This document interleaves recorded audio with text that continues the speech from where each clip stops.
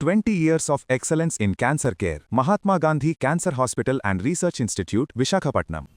వచ్చే ముందు 2 రోజుల క్రితమే వారు అపాయింట్మెంట్ కావాలని వారు అడగటం, వారు ఈరోజు ఉదయం షార్ప్గా 4 గంటలకు రండి అని మాకు కబురు చేయడం జరిగింది. మేము కూడా చాలా షార్ప్గా 4 గంటలకు వచ్చాం. ఎస్పీ గారు షార్ప్గా 4 గంటలు లేకుండా వెళ్ళిపోయారు. ఇది చాలా దురదృష్టకరమని బాధతో చెప్తున్నాం. You have taken an appointment. మా దగ్గర రిప్రజెంటేషన్ తీసుకోవడానికి కూడా లోకేష్ పర్మిషన్ కావాలా, చంద్రబాబు నాయుడు గారు పర్మిషన్ కావాలా? యాక్షన్ తీసుకోవడం సంగతి దేవుడు ఎరుగు. అట్లీస్ట్ 2 రోజుల నుంచి మేము ప్రయత్నం చేస్తే 4 గంటలకి షార్ప్గా రమ్మని చెప్పి అంతకుముందు ఏమీ కవర్ చేయకోకుండా మేము 4 గంటలకు షార్ప్గా వస్తే మా రిప్రజెంటేషన్ తీసుకోవడానికి ఆయన లేకపోగా ఎడిషనల్ ఎస్పీకి ఇంట్రడ్యూస్ చేశారు, ఎండార్స్ చేశారు. That is okay. కానీ this is not the way. ఇద్దరు ఎమ్మెల్సీలు, మాజీ మంత్రి, బాధ్యత కలిగినటువంటి వ్యక్తులం మేము వచ్చినప్పుడు పోలీస్ ఈ విధంగా ప్రవర్తన చేయటం అంటే పోలీసింగ్ ఎలా ఉందో అర్థం చేసుకోండి. వాళ్ళ రాష్ట్రంలో 1 కాదు 2 కాదు అనేక ఉదాహరణలు చెప్పగలను. పోలీసింగ్ ఫెయిల్ అయిపోయింది అని. మీకు సరే అన్ని జోలికి వెళ్ళను, కానీ అసలు మేము వచ్చింది ఎందుకు? 27వ తారీఖున మేమందరం అమరావతి రైతులను పరామర్శించడానికి ఉండవల్లి వెళుతుంటే మధ్యలో దారి కాచి మా కార్లు పగలగొట్టి మమ్మల్ని కొట్టడానికి ప్రయత్నం చేసి దౌర్జన్యం చేసి మేము వెనక్కి తిరిగి వచ్చేసాం. ఏం జరిగిందో తెలుసుగా? మా మీద కేసులు పెట్టారు. ఎస్సీ ఎస్టీ అట్రాసిటీస్ కేసు పెట్టారు మా మీద. మమ్మల్ని అడ్డగించిన వాళ్ళు. మేమేదో కంప్లైంట్ ఇస్తే అది విడిపెట్టారు. ఆ తర్వాత మొండితోక అరుణ్ గారు, డైమండ్ బాబు గారు అక్కడే ఉన్నారు స్పాట్లో. వాళ్ళని మేము కూడా 2 కంప్లైంట్స్ ఇచ్చాం ఆ నెక్స్ట్ రోజు. చిత్రం ఏంటి తెలుసా? ఆ కంప్లైంట్లు ఇస్తే కంప్లైంట్కి రిసిప్ట్ ఇవ్వడానికి తిరస్కరించారు పోలీస్ స్టేషన్లో. ఎమ్మెల్సీ వెళ్ళి అడిగితే తిరస్కరించారు. ఏం జరుగుతుంది ఈ రాష్ట్రంలో? అంటే police is violating the rules. ఎవరైనా ఈ రాష్ట్రంలో వెళ్ళి పోలీస్ స్టేషన్లో కంప్లైంట్ ఇస్తే వెంబటే రిసీట్ ఇవ్వాలి. That is the rule. అరే ఒక ఎమ్మెల్సీ వెళ్ళి అడిగితే మేము పైన కనుక్కోవాలండి, మా ఎస్పీ గారిని కనుక్కోవాలండి, మా ఐజీ గారిని కనుక్కోవాలండి, అప్పుడే ఇస్తామని ఇవ్వాలా? చిత్రం. ఇప్పుడేదో మేమందరం వచ్చాం కాబట్టి ఇచ్చారు ఎస్పీ ఆఫీసులో. అసలు పోలీస్ స్టేషన్కి వెళ్ళి కంప్లైంట్ ఇస్తే రిసీట్ ఇవ్వకపోవటం అనేది ఎంత వైలేట్ ఇది? ఎంత వైలేట్ చేస్తున్నారు రూల్స్ని, రాజ్యాంగాన్ని? ఇది ఒక అంశం. రెండో అంశం ఏంటంటే, సరే మేము ఇచ్చిన కంప్లైంట్స్ రీచ్ చేస్తారా లేదా పక్కన పెడదాం. మా మీద కేసు పెట్టారు, ఎస్సీ ఎస్టీ అట్రాసిటీస్ కేసు. అసలు ఎక్కడ కులదోషం లేదు, పెట్టారు. పెట్టారు. మేము ఇచ్చింది కూడా తూతూ మందని కంప్లైంట్ చేశారు. నేను ఇక్కడ అడుగుతా ఉన్నా, ఒక పోలీస్ కానిస్టేబుల్ మీద బందోబస్తుకు వచ్చినటువంటి వాటి మీద అతని మీద పెద్ద రాయబడింది. 7 కుట్లు పడ్డాయి. 14 కుట్లు పడ్డాయి. కేసు రిజిస్టర్ చేయలే. నిజం ఇది. No case has not been registered till now. ఆ కేసు చేయలే. ఎందుకంటే దే నోస్ ఆ రాయి ఎవరు విసిరారో చాలా స్పష్టంగా కనిపిస్తుంది. ఎవరో కిరణ్ అనే అతను రాయి విసిరాడు. ఎవరి మీద విసిరాడు? గుంపు మీద విసిరాడు.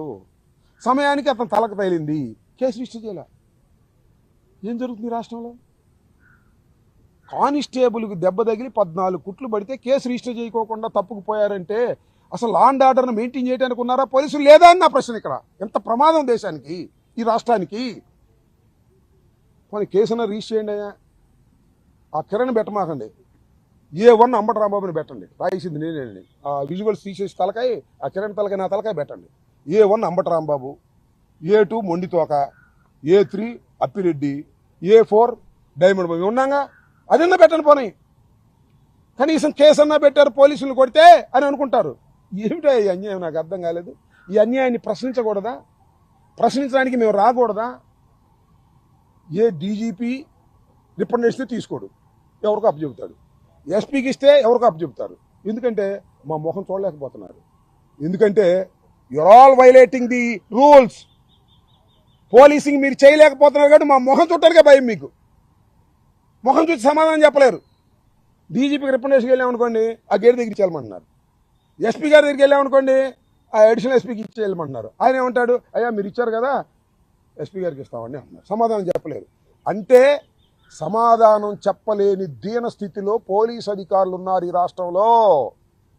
శ్రీమద్ రమారమణ గోవింద్ అంతే. ఇక లా అండ్ ఆర్డర్ లేదు, ఇక పోయింది. పోలీస్ స్టేషన్లో హత్యలు చేసేస్తున్నారు, చంపేస్తున్నారు, బూడిద కూడా మాయం చేసేస్తున్నారు. ఏంటిది? ఇద్దరు ఎమ్మెల్సీలు బాధ్యత కలిగినటువంటి మాజీ మంత్రిని వస్తే రిప్రజెంటేషన్ తీసుకోవడానికి కూడా పై వాళ్ళ పర్మిషన్ కావాలి. కంప్లైంట్ ఇస్తే రిసిప్ట్ ఇవ్వడానికి కూడా పై వాళ్ళ పర్మిషన్ కావాలి. పోలీసులను కొడితే వాళ్ళ మీద కేసు పెట్టకూడదు. ఏంటిది అన్యాయం? ఇంకేం కాపాడతారు మీరు లా అండ్ ఆర్డరు? ఇక మేము కూడా ప్రత్యేకంగా ప్రైవేట్ గన్మ్యానుల్ని, ప్రైవేట్ బందోబస్తులు పెట్టుకోవాల్సిన పరిస్థితి ఏర్పడుతుంది. ఇక పోలీసుల మీద నమ్మకం పోతుంది. ఇది గుర్తుపెట్టుకోమని మనవి చేస్తున్నాం. కలకాలం ఎప్పుడు ఇలాగే ఉండదు. 5 సంవత్సరాలు పరిపాలన చేశాం, ఇంత దారుణంగా మేము ఎప్పుడు పరిపాలన చేయాల. ఇవాళ వాళ్ళు 5 సంవత్సరాలు పరిపాలన చేస్తున్నారు. పోలీసులు ఐపీఎస్ ఆఫీసర్లు అండి, ఇండియన్ పోలీస్ సర్వీస్. కొద్దిగా న్యాయంగా ఉండాలి కదా. కేసు అన్నా రిజిస్టర్ చేయాలి కదా. నా మీద కేసు రిజిస్టర్ చేశారు. ఎస్ఐ నెట్టానంట, కేసు రిజిస్టర్ చేశారు. మరి మొన్న ఆ రావణ ఎవరిన పట్టుకెళ్ళారుగా, పోలీస్ స్టేషన్ మీద దాడి చేశారయ్యా జనసేన వాళ్ళు. దాడి చేశారు, గోడలు దూకారు, పోలీసులు పడగొట్టారు. వాళ్ళ మీద కేసు కట్టలా. వాళ్ళకు ఒక చట్టం, అంబటి రాంబాబుకు ఒక చట్టం. నా మీద కేసు కట్టారు. ఎస్సీ కేసు కూడా కట్టారు. ఈ కేసులు భయపడతావా? కేసులకు భయపడం. మేము భయపడుతుంది ఒకటి, లా అండ్ ఆర్డర్ రాష్ట్రం లేకుండా పోతుంది. ఎవడెప్పుడు ఎవరిని చంపేస్తాడో తెలియదు. పోలీస్ స్టేషన్కి తీసుకెళ్తే తిరిగి వస్తాడో రాడో తెలియదు. లేదా హెరాస్మెంట్ తట్టుకోలేక ఆత్మహత్య చేసుకునే పరిస్థితి. ఇంత దారుణంగా పోలీస్ వ్యవస్థ ఈ ప్రజాస్వామ్య దేశంలో ప్రవర్తిస్తూ ఉంటే ఇంకా ఏమైపోతారు సామాన్యులు? మాకే దిక్కు లేనప్పుడు సామాన్యులు ఏమైపోతారు? పంచాయతీలు చేసే పోలీస్ ఆఫీసర్లు బయలుదేరారు, రిప్రజెంటేషన్ తీసుకొని పోలీస్ ఆఫీసర్లు బయలుదేరారు. చాలా దుర్మార్గం. ఇప్పటికైనా నేను చెప్తున్నాను, నా మీద నిజంగా కేసు కట్టకూడదు అనుకున్నారంట. ఇక్కడ ఎవరున్నాం, పైనుంచి ఆదేశం వచ్చిందంట, రాంబాబు మీద కేసు పట్టకపోతే ఎట్టాగు, పోలీసులు నెట్టాడుగా కట్టండి అన్నారు. పోలీసులు కొడితే కేసు లేదు, పోలీసులు నెడితే కేసు, పోలీస్ స్టేషన్లో గోళ్ళ దూకితే లేదు కేసు. అంబటి రాంబాబు లోకువా కేసులు పెడతారు. ఎవరు జడుతాడే మీ కేసులకి? ఎవరు జడవడు. లోపల పెట్టుకున్నా జడవ, గుర్తుపెట్టుకోండి. ఇలాంటి దుర్మార్గమైనటువంటి కార్యక్రమాలు ఇవాళ మీరు చేస్తున్నారు. ఇది సమంజసం కాదు. కొంత మేరకు ఆలోచించండి. నేనేమి గవర్నమెంట్ కన్నా కూడా పోలీస్ ఆఫీసర్ని అడుగుతా ఉన్నా, ఐపీఎస్ ఇండియన్ పోలీస్ సర్వీస్ వాళ్ళు ఆలోచించండి. ఇది దుర్మార్గం. మీరు కనీసమైనటువంటి బాధ్యతలను కూడా చేయకపోతే సమాజంలో అరాచకం ఏర్పడుతుందనే విషయాన్ని దయచేసి గుర్తుపెట్టుకోమని ఈ సందర్భంగా చెప్పవచ్చు.